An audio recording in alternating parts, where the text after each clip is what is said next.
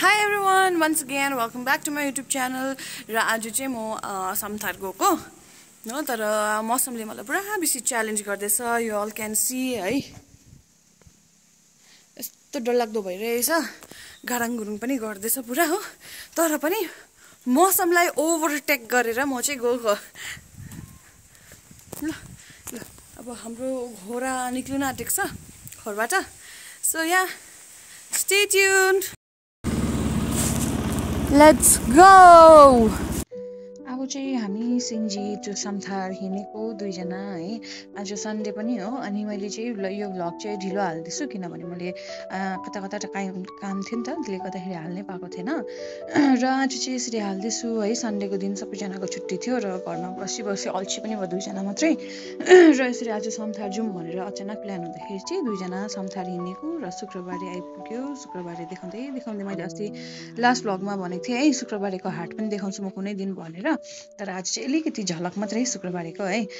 अनि यसरी हामी दुईजना है पहाड पर्वतहरू देखाउँदै यस्तो डरलाग्दो बाटो छ कि यहाँनिर चाहिँ रोडको माथि चाहिँ डरलाग्दो वाला छ. अब यत्रो माथि भिर होइन अनि ल्यान्डस्लाइड हुने एकदमै डरलाग्दो जग्गाहरू यहाँनिर चाहिँ भनेर देखाउँदै गएको.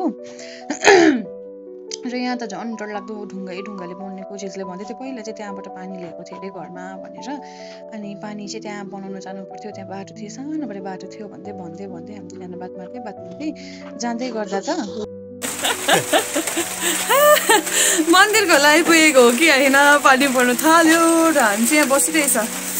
घाम पानी भन्दै यो क्यान सी पानी पर्दैछ